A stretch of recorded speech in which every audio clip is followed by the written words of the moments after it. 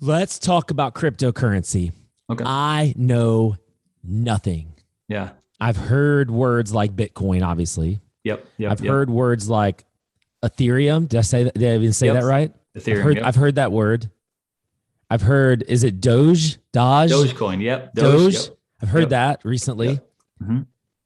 I think that's it. I think that's everything I That's know. great. That's a I just great gave you I start. just gave you everything I know. That's a great start. For Crypto Cowboy Aaron, Yeah.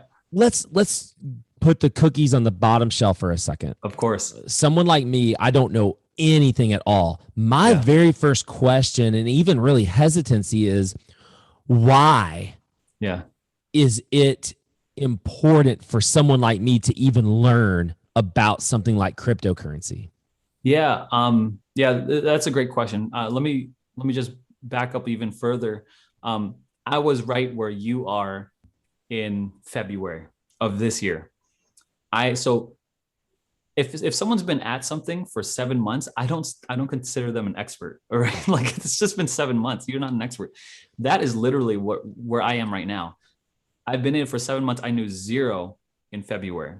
And the reason why I got into it was because, and this is just like my own opinion. This is not reflective of anyone that I represent or whatever, but I was kind of tired of like my money and like I was getting snapshots of inflation.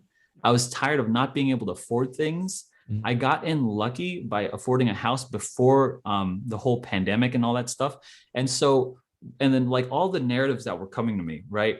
My wife complains all the time that the prices of food are going up by like 50%, right? It went from 80 cents, my dozen eggs, to $1.30. Okay.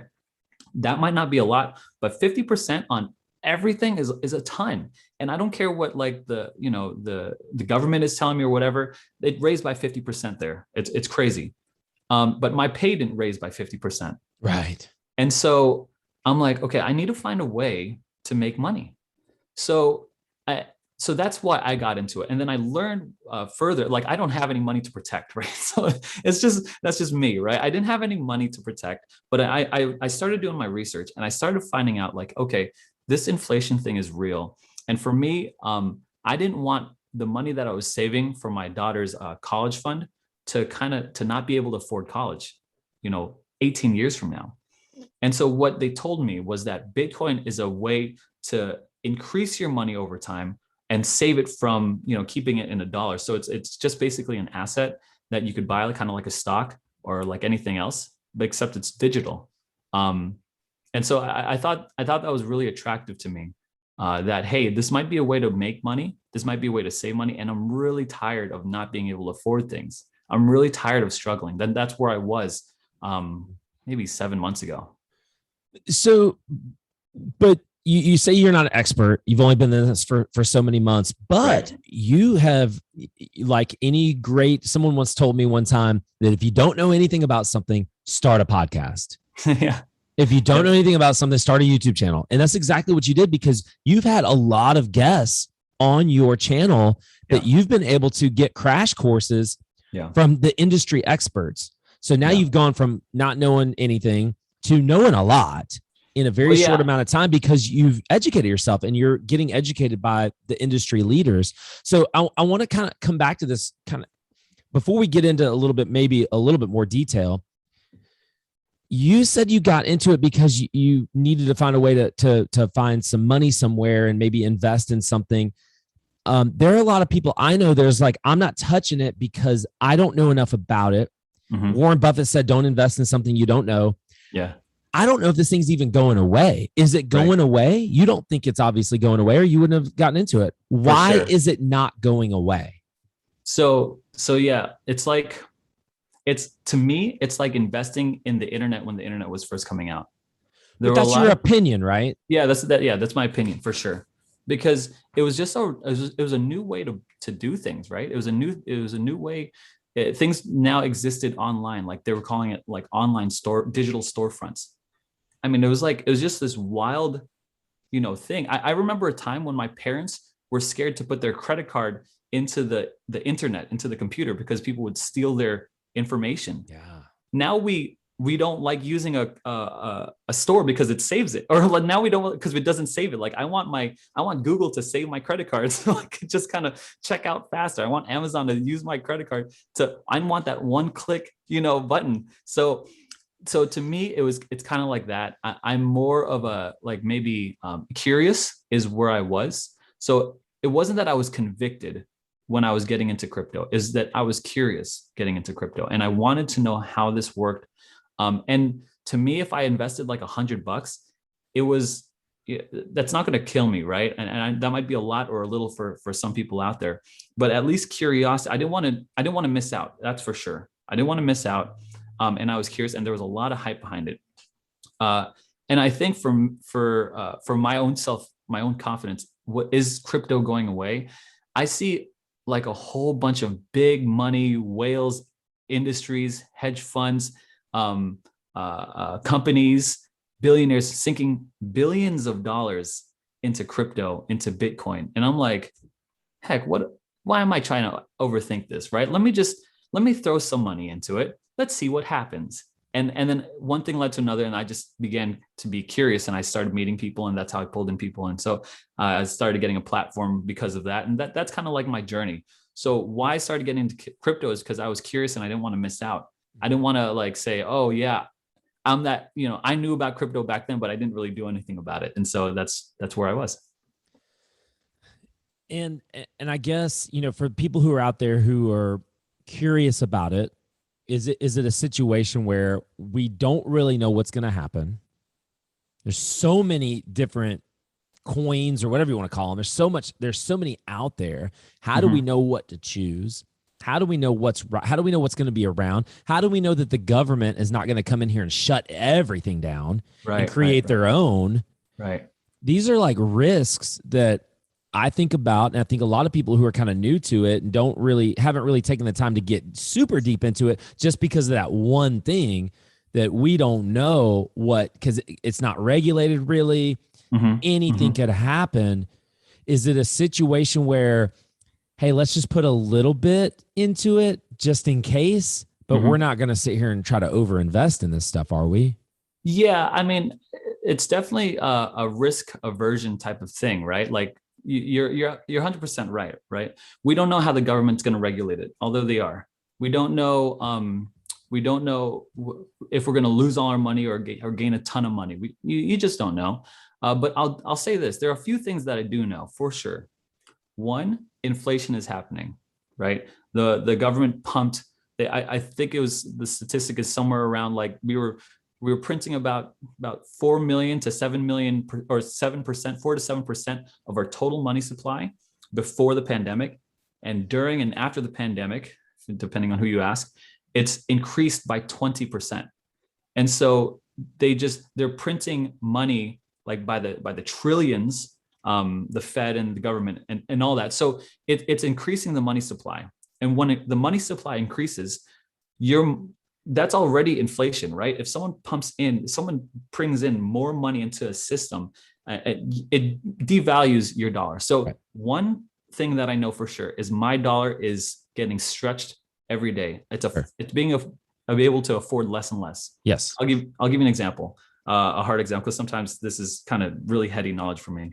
But my friend last year got married for the first time. He got married, and they wanted to buy a house, so they wanted to save up. They said, we're gonna have a goal of $40,000 to save up, so that next year we'll be able to put a down payment on a house.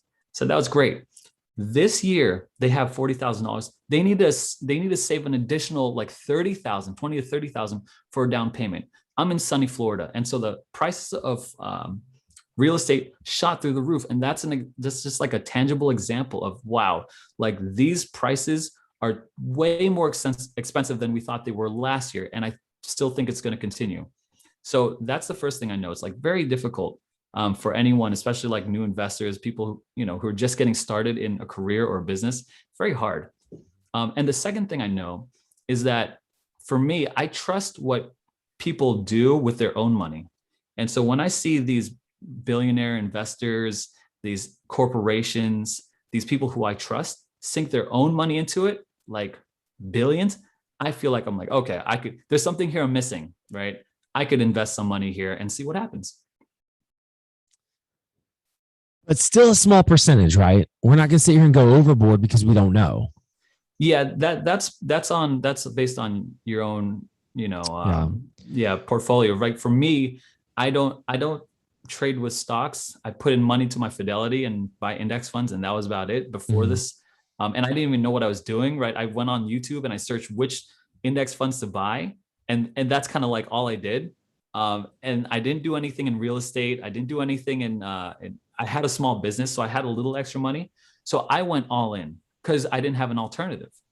But if some people are into real estate, hey, I don't know your portfolio, and you need to be able to do that own risk assessment yourself. Like, is it 5%? Is it 1%? Is it 0.5%? And that's okay. But I think if you miss the boat on crypto, if people in crypto are right, and if you learn how this technology is like really revolutionizing the way things are being done right now, you're going to be, I think, in my opinion, years behind the curve if you don't get started just kind of learning right now. No one's saying to jump in and ape in and, spend all your life savings, but no one's saying to pass this boat up either. I think it's worthwhile to invest, or to at least discover why people are investing in it.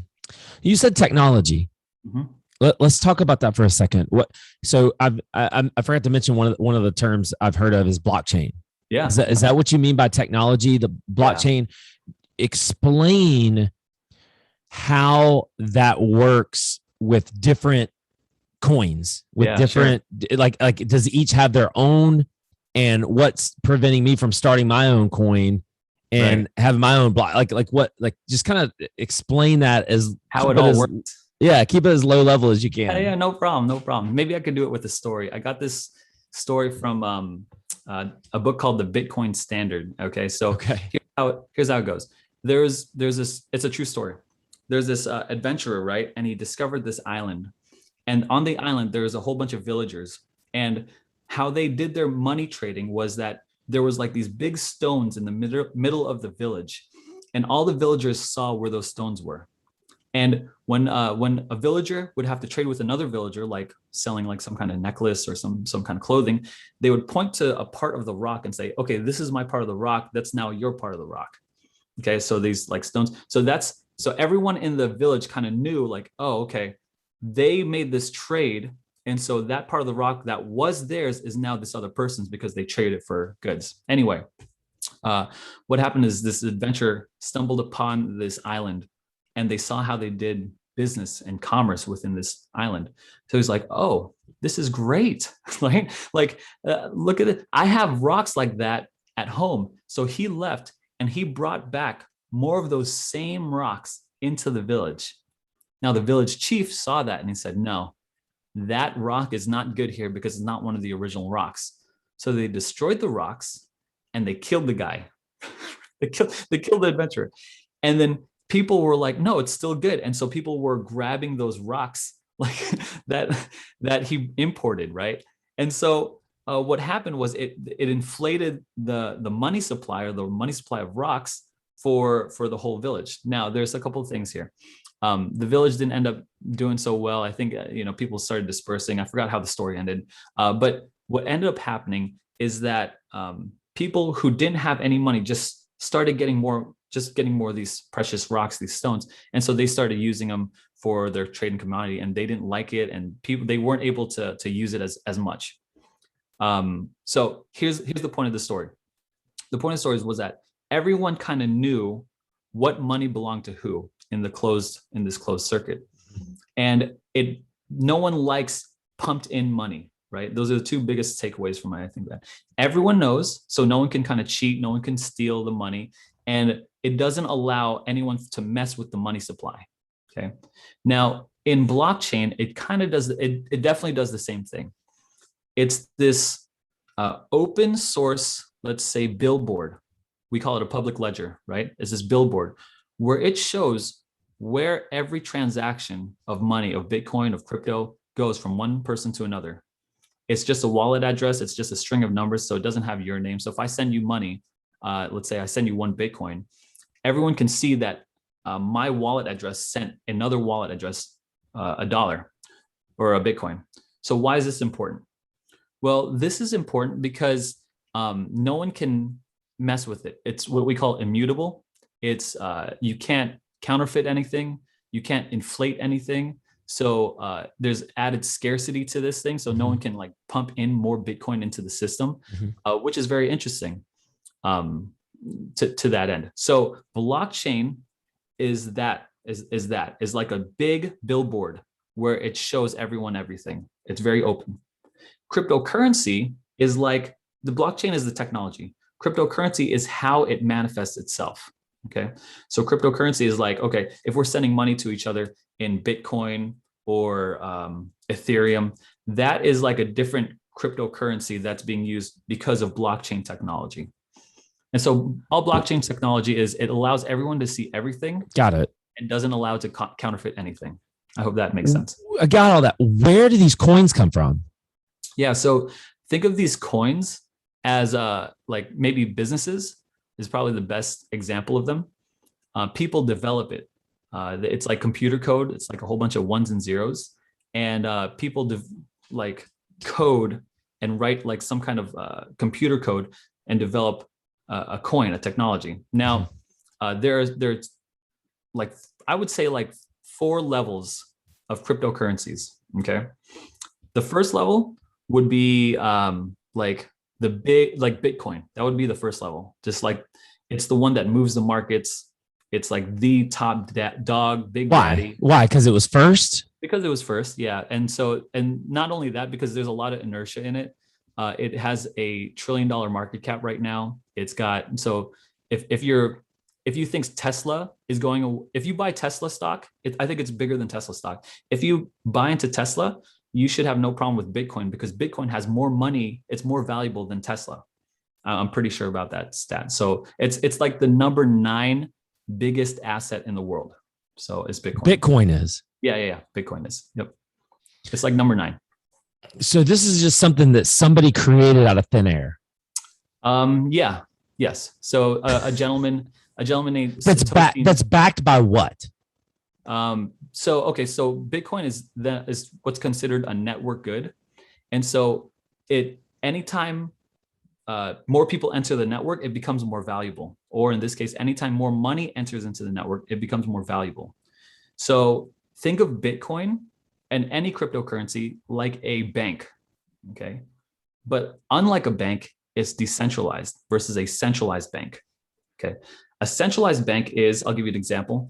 I have to go in and I have to request, I have to give them my information. I have to ask, hey, give me access to my money. Let me send money over here. They need to check with their bank. A lot of stuff happens when you send money through banks. They're checking their bank and there's a ledger that they're making sure that they have the exact money allocations for all that stuff. And so think of Bitcoin as like a decentralized bank. If you own Bitcoin, you can, theoretically never have to use a bank again if other people operate on Bitcoin. So that means no banking fees. Now, are banking fees expensive?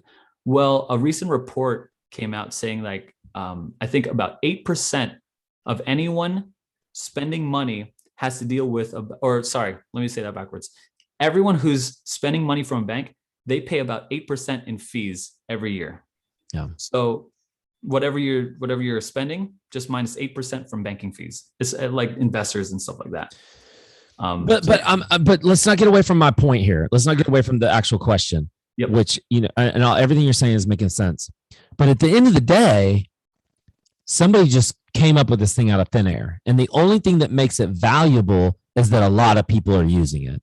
Yeah. If a lot of people decided to stop using it, it would literally have no value. Or if the government said, we have our own cryptocurrency that we've created now, this is what we're going to trade with.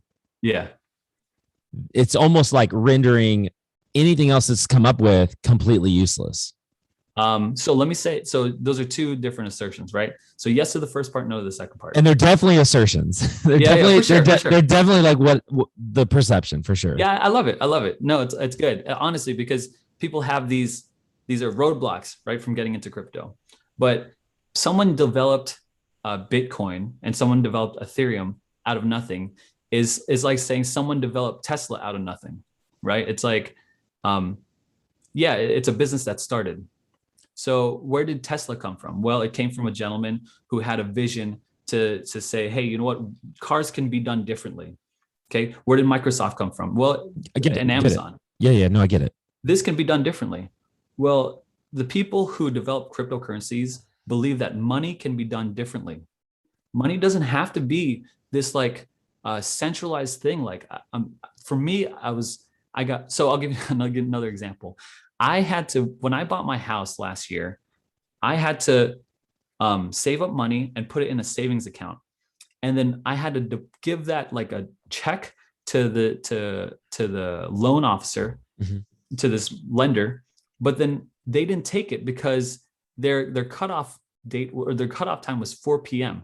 And so when I gave that check to the lender, they're like, oh, we tried to cash this from the bank, and they wouldn't clear this check. So that left me and my wife and my then 1-year-old daughter homeless for a whole weekend because that was on a Friday because they didn't come back until a Monday. Okay. So these are some of the problems that's happening with a centralized banking system. Sure. No, I understand that. No, and that makes total sense.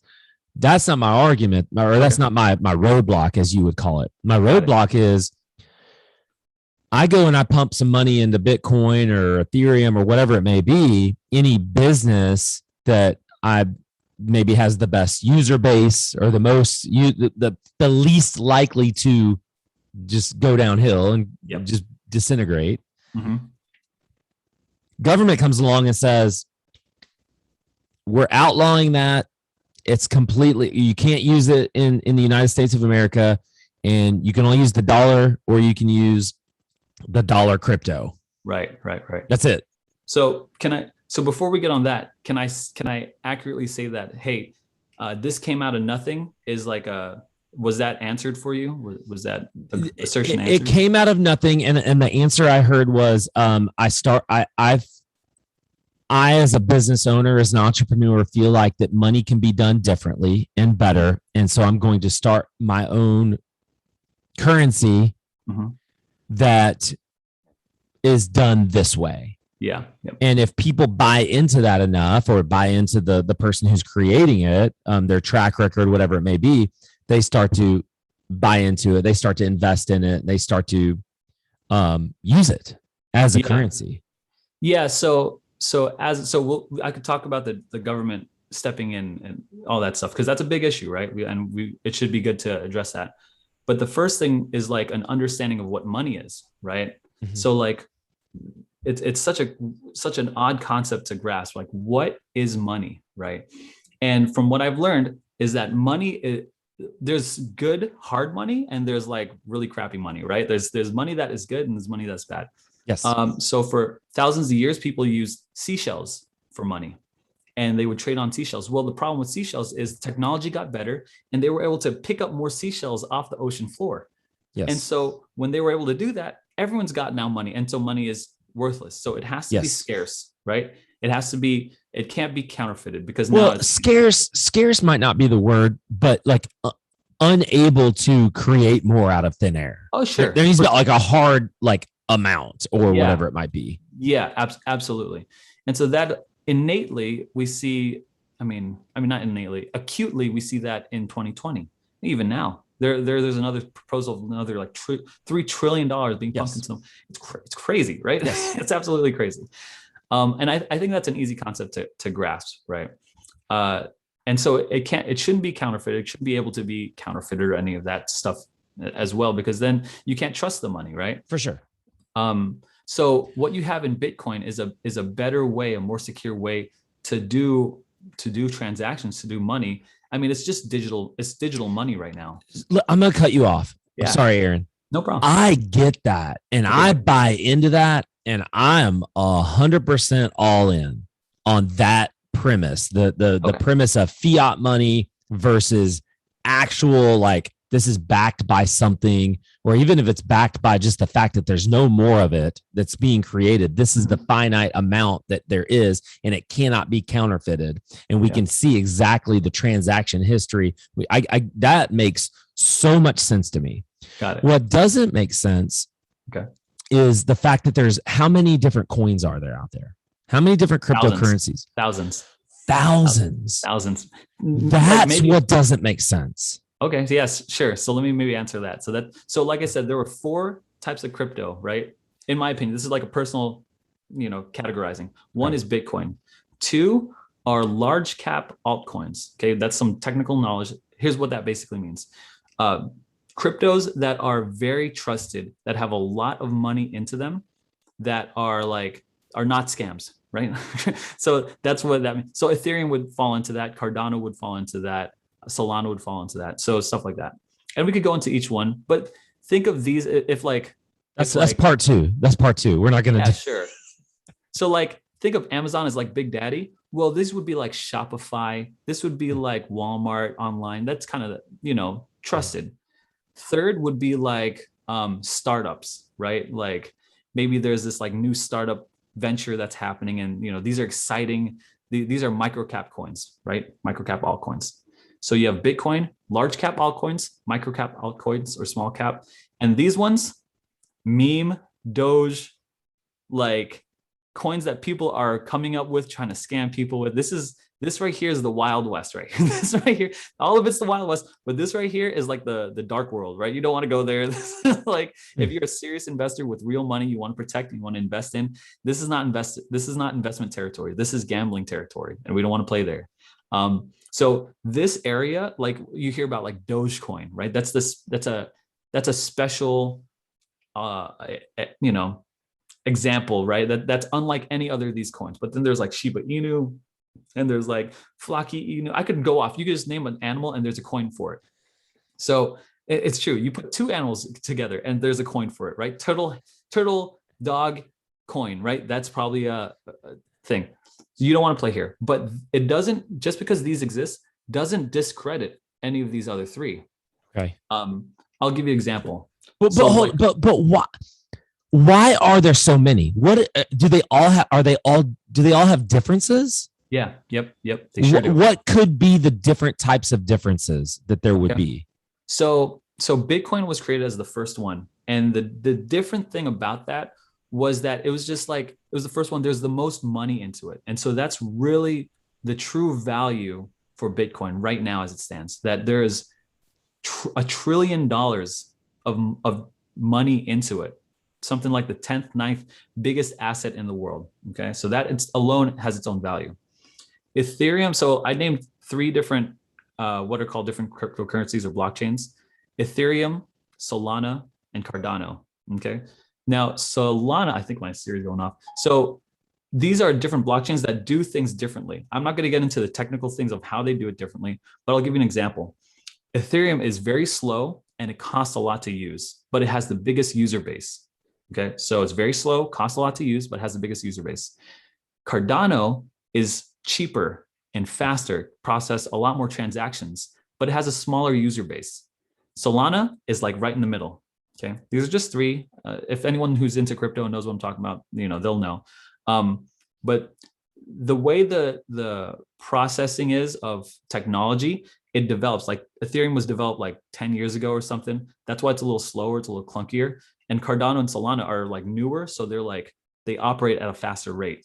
But what does that mean? That operates fast, operates slow. What is that? I don't know what that means. Sure. So think of, this is going to be a funny example. So before I got my laptop, I was running off like a 2004 MacBook. Okay. It was like to go online, to do anything, it took like forever. It took like 15 seconds to load a web page. It took me like 30 seconds to upload it's like Google, like right. Any kind of app. Right.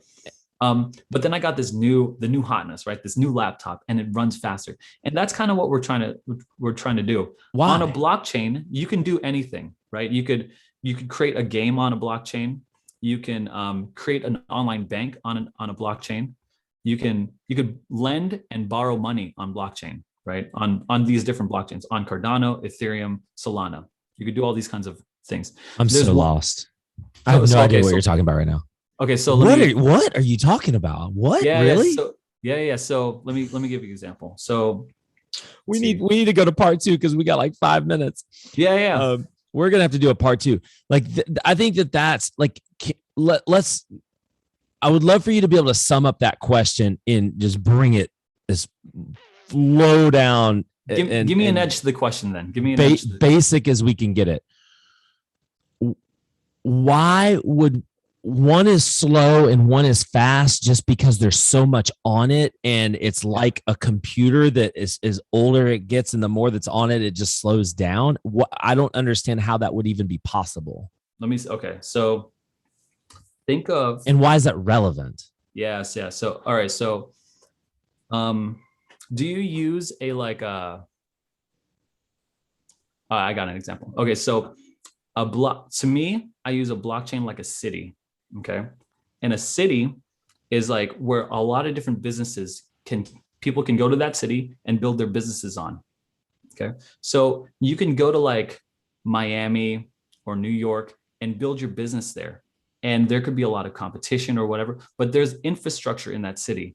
Hey, are the roads good? Is the telephone good? Like, can they communicate quickly between each other?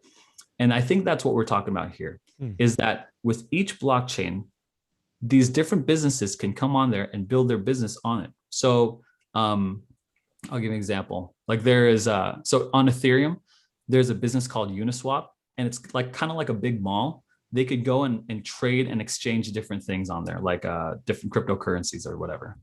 There's another business on Ethereum called OpenSea, right? And OpenSea, you're able to sell like digital art, right? And you could sell that kind of stuff. Now, every time you do something in Ethereum City and Ethereum blockchain, it takes money, and it's going to cost you time.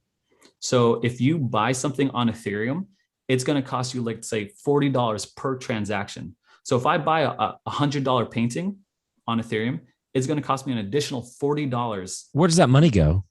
It goes to it's called a gas fee, and it goes to miners. So miners, okay, so how a network works, how a blockchain works, really quick, this is very easy. How blockchain works is it brings on people with computers all around the world. All these different computers run programs that run this blockchain. That's pretty simple. So, if there are 100 computers in the world, 100 people are running the Ethereum blockchain. They're making sure that every computation is being processed with their computing power. That's why you see these like Bitcoin miners. That's what that means. So why do some charge $40 per transaction or whatever it might be, and some don't charge any or very, very little? Outdated technology, right? There's different ways to do it. I'm going to try to avoid. So Ethereum is outdated technology. It's very old. Yeah, it's very old. And there are people trying to update that technology. Yeah. So it's called proof of work to proof of stake. But yeah. So Ethereum is one I probably don't want to invest in. So Ethereum, so it's different, right? Because the amount of money into a blockchain also matters, right? If even if it's outdated or even if it's slow and clunky compared to like the new hotness, you know what I'm saying? Like, yeah, there's a lot of money that is in it. I get it. Yeah. So that matters too. Yeah. Aaron, I got to have you back.